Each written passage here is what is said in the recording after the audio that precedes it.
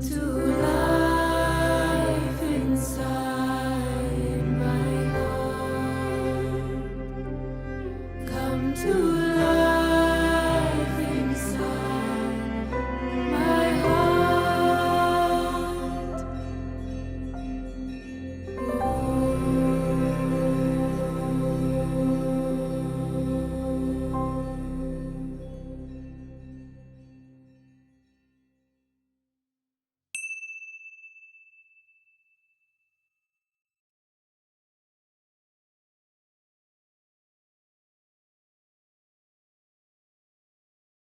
Beloved Mujibaba, hello. Hugs and kisses to you. I am so grateful for your tireless service to us and to truth. I often feel the urge to ask you for help, but when I try to form the request, it disappears into silence. Yet it is not long before thoughts and identification come back. Joel, New York City. It feels like I'm playing a game of cat and mouse, while also knowing that the cat, the mouse, and the observer of them do not really exist. I hear your voice saying, but who is this I? I have been with you for some years now, yet the bridge between Maya and freedom still seems to be extending and extending. Can you help me?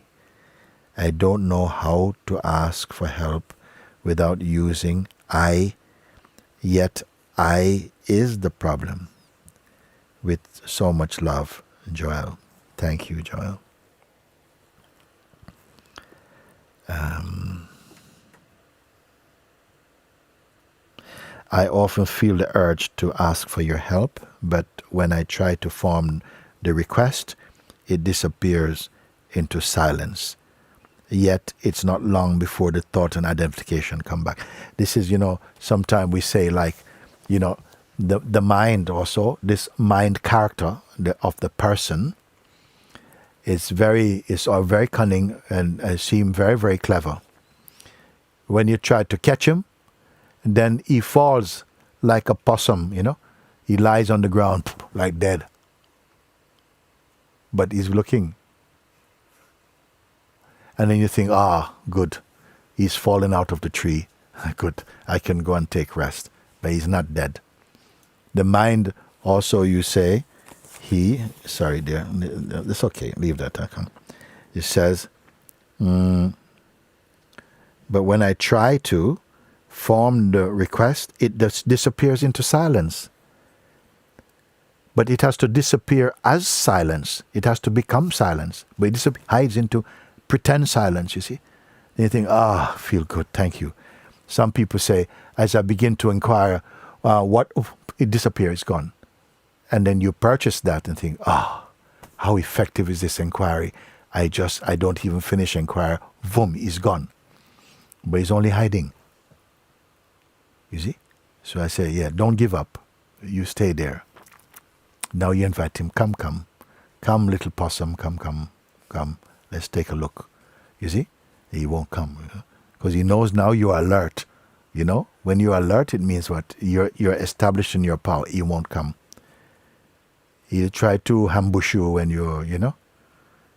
when your attention is lapsed or something. It's a bit of a game. Let's have a look and see. Huh? So it comes back. It feels like I'm playing a game of cat and mouse, while also knowing that the cat, the mouse, and the observer of them do not really exist. Why is that not enough, Joel? If you know that they don't exist, why is that not enough? I think that's my question. I can tell you, because the admission, I know they don't exist also, is still a form of I. To really anchor that I into its root, which is pure awareness, it's not enough to say, I know they don't exist. Because some people say, I know I am the self. I know I am the self. Actually, the self does not say, I know I am the self. It is just the self. So the tendency of feeling, yes, I know I am not that, I know I'm not that, can be a form of excuse that we allow to go, because you feel, I know I'm not that. Then if you really know you're not that, why would it trouble you? You see? Yes, I do understand. And it's not just an intellectual knowing. It's experienced not as an experience. Yeah. It's a confirmation. You can confirm.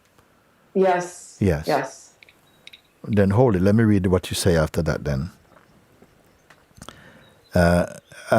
So it feels like I'm playing a game of cat and mouse, while also knowing that the cat, the mouse, and the observer, so you're really scooped completely back, the observer of them, which means the one who actually is suffering from the game also, do not really exist. I hear your voice saying, but who is this I who says, I know they don't exist?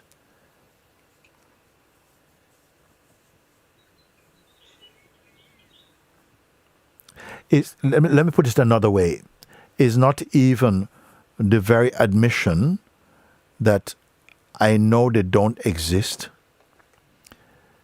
is also perceivable. Isn't it? Let's try another way. Let's go another way.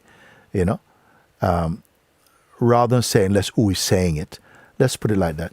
It is also perceived that, the admission, but I know I am not that. I know that these characters don't exist.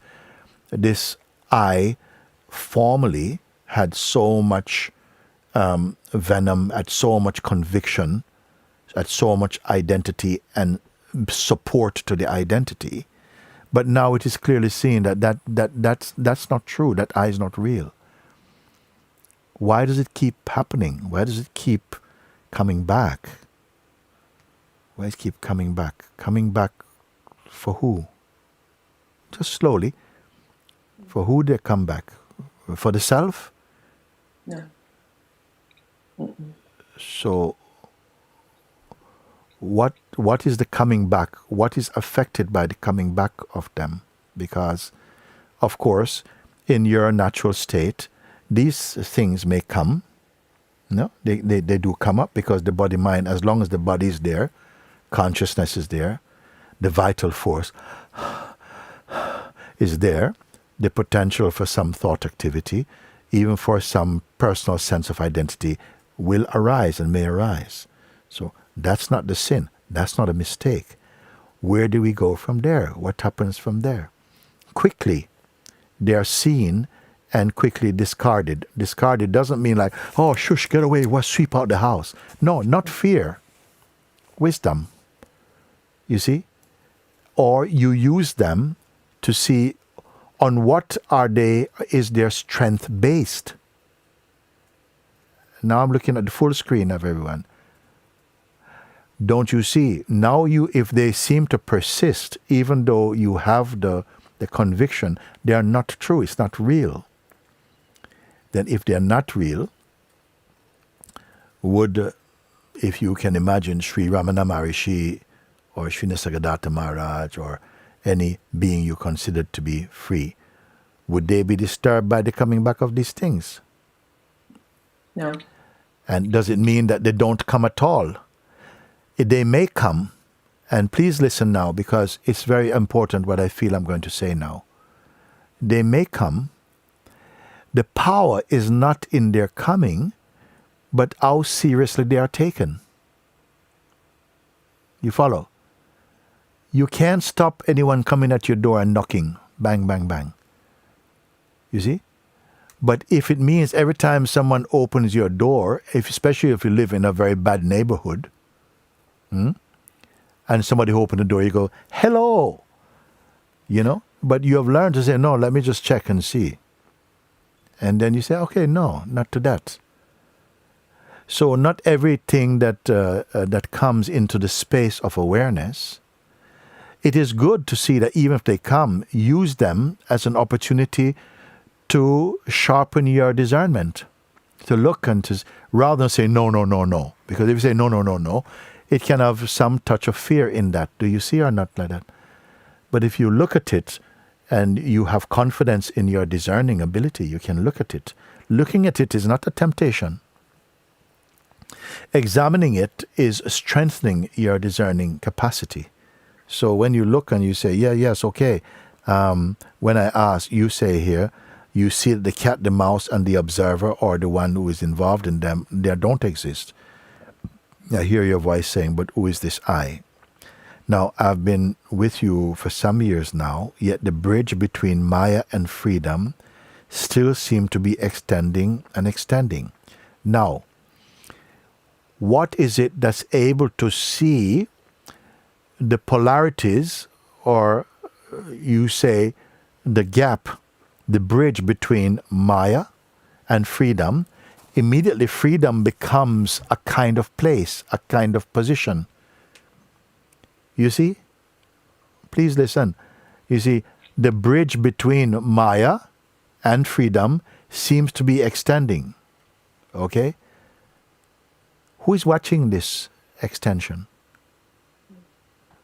So, this idea, the bridge between Maya and freedom is extending, are all thoughts.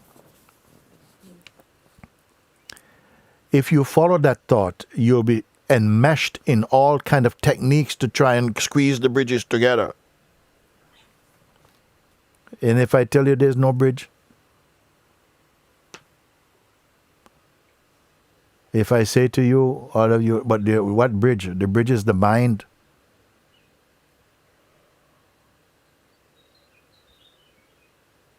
Are you disturbed? Is something going, what is he talking? Doesn't know. He doesn't know. He doesn't know this bridge. This is my bridge. How can Guruji say doesn't exist? Then I can see why it would exist, because you support the existence of them.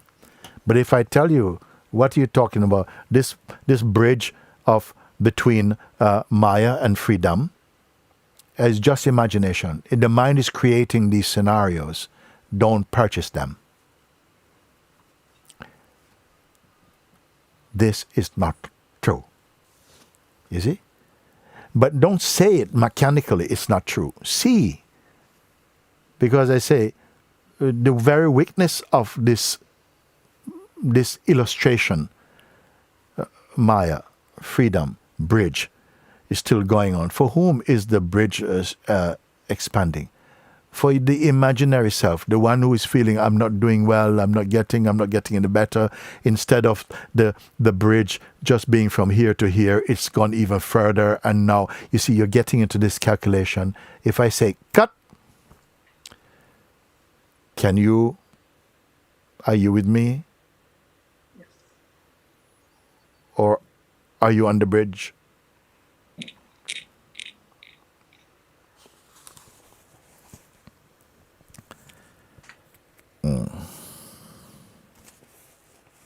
Can you help me? I don't know how to ask for help without using I, and yet I is the problem. You see? So otherwise the mind plays clever games with you. Because now I say, in this scenario, in this play, in your play, in you, even this I now become polluted. So even this reject. And don't say who is going to reject it. Just say you reject it. And what remain now?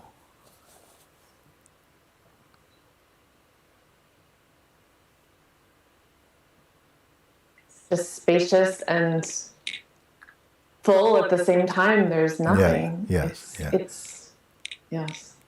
So, did I teach you a trick? No. Thank you. It is this level of earnestness, that will come, because mind can also play the game of awakening. It can also play, but this, and we hear it, I'm not this, I'm not that, I'm not this, I'm not that. And yet, the smell is not good, because there's still an I who is saying, yes, I'm not this, I'm not that, when I gave up searching, and now I don't. There's not a God. There's no self. There's no awareness. There's you. No, there's no me. Like this. This is foolishness we hear, no? Because the genuine seeker, they can experience what you are experiencing also, but it's just that it needed to be clarified. Because subtly, the I was still there. It is said that there's a story of one man who didn't like his shadow. He didn't like his shadow. So every time he saw his shadow, he's trying to get rid of the shadow. So what he did was, he never went out in the day, because he went out in the day, he couldn't. The shadow was always sun, shadow, light, shadow. He only go out in night. But one day he had to go out in the day, and he was walking a funny way, trying to hide behind the trees and so on to escape the sunlight. Then one man told him, but all you have to do, is you walk with the sun in front of you. Then the shadow will be behind you. You don't turn around. So he tried that after a while. But then somebody called him, George, and turned around and saw, shadow, so like this. So anyhow, one day, he happened to see some burial of some funeral, and they were burying this body, throwing earth on it. And he had a bright idea. I will bury my shadow, you see. So he dug a big hole,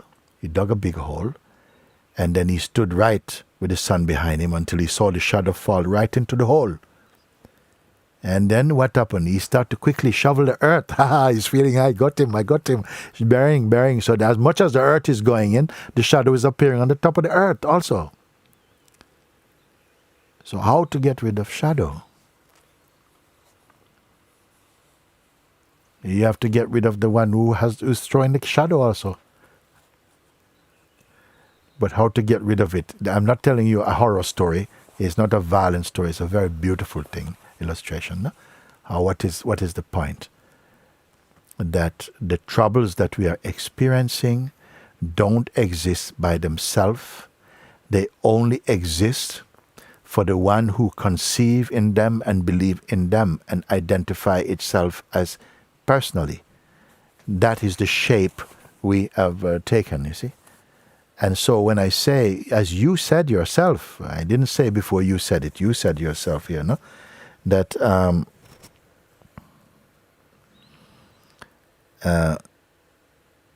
I feel like I'm playing a game of cat and mouse, while also knowing that the cat, the mouse, and the observer of them do not really exist. And I ask you, why doesn't it stop here then? I hear your voice saying, but who is this I, meaning the one who is seeing all of this? Then you say again, I have been with you for some years now, yet the bridge between Maya and freedom still seems to be extending and extending. Is that true now? No.